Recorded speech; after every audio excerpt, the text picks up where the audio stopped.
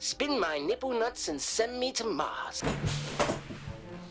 Ladies and gentlemen, I can feel the posy vibes oozing through my skin because I feel like Starfield has finally turned a corner. 9 months after release, we have arrived at a turning point for the release of the trailer for the long-awaited Shattered Space expansion. This news coincides with the release of the June update and some very interesting statements from Todd Howard about the future roadmap of the game. Ladies and gentlemen, we are entering the hilariously predictable Starfield comeback.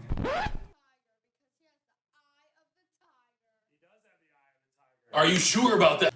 Now calm down a minute. Whether Bethesda Game Studios actually deserves the comeback after so many questionable design decisions that alienated so many of the core fans of their previous games remains to be seen. However, a constellation of lucky stars are all aligning to make the final 6 months a second wind for Starfield.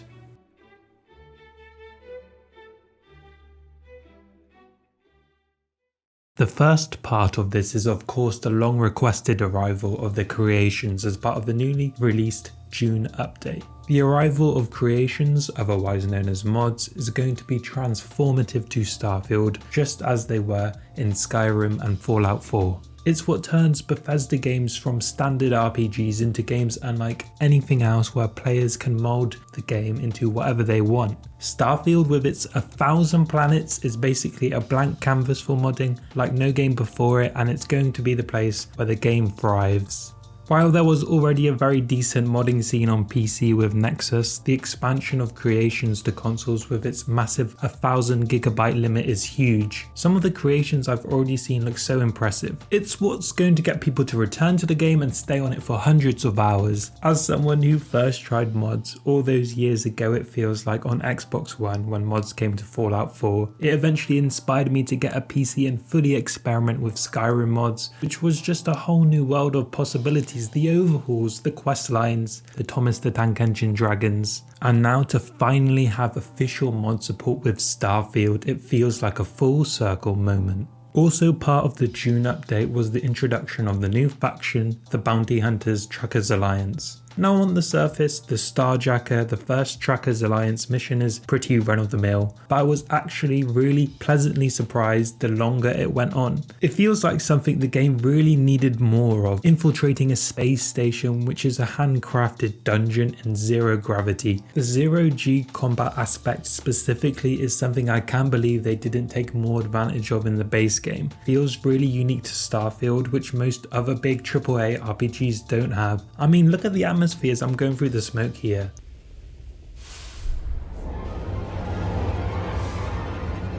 Now we're in business. Fire!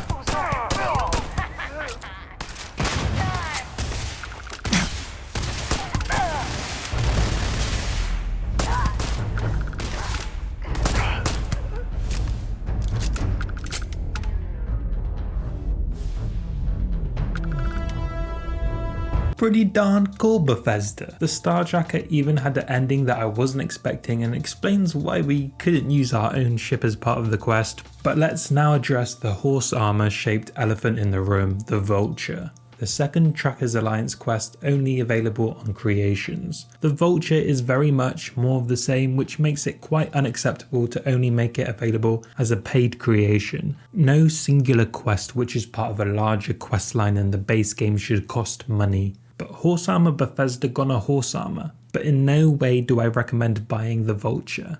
Myself, I only bought it because I had 1,000 creation points made available for me buying the premium edition back when the game came out. Todd Howard has already come out to say that they are listening to feedback with this one, so hopefully this pricing quickly gets a rethink. The other big news is Shattered Space, the first major expansion for Starfield. Now, Shattered Space is really exciting because it follows the blueprint of Bethesda's previously most celebrated expansions like Far Harbor or Dragonborn. A huge landmass, or planet mass if you will, of curated, handcrafted and focused content to explore the long-teased secrets of House Va'ruun. Todd Howard confirmed as much in the excellent Mr. Matty Plays interview. This is a departure from the Starfield we know and a return to the traditional Bethesda RPG open world experience where there is far less procedural dual generation. If Todd Howard wants to deny it or not, this feels like a response to the criticism targeted at the exploration of the base game. Either way, I'm not really complaining. If they can hit the landing with Shattered Space, players will return to the game. And I'm not talking about a meager 12% growth we've seen on Steam with the June update. I'm talking about players returning in the hundreds of thousands like we've seen with Fallout 76. Todd Howard also confirmed during his interview that they are planning yearly expansions. Ladies and gentlemen, this is what we want to hear. Bethesda are in it for the long haul, as they proved with their decade-long support of Skyrim and Fallout 4. The recent repopularization of Fallout proves to Bethesda that long-standing support of their IP will bear significant fruit. Like Elder Scrolls and Fallout before it, Starfield can become the third entry in the IP trifecta of fantasy, post-apocalyptic and sci-fi.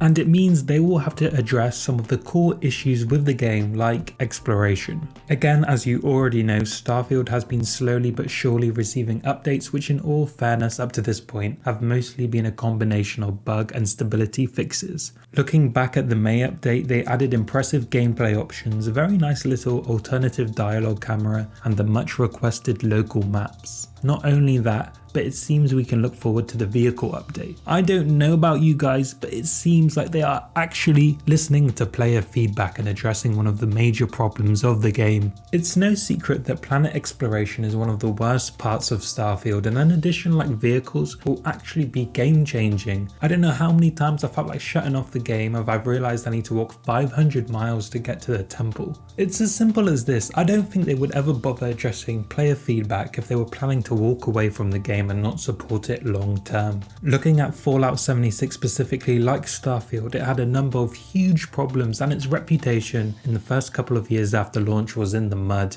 But their continued support of the game, which ultimately led to it reaching the 20 million player milestone. Todd Howard described this as beyond anything he has seen in his career. I'm gonna be real with you guys for a minute. Starfield is twice the game 76 is. It has potential to go so much further, so I just don't see them chalking it up as a failure and moving on. Slowly but surely, Starfield is going to rise up the charts. It might not be today, it might not be tomorrow, but I'm thinking it's gonna happen soon. But these are just my thoughts at the end of the day. I'd love to hear what you think. Do you think Starfield is going to make a comeback, or am I just completely wrong? Thank you very much for watching. I hope you consider subscribing and perhaps leaving a like. I'm hoping to cover Starfield more and more in the coming months.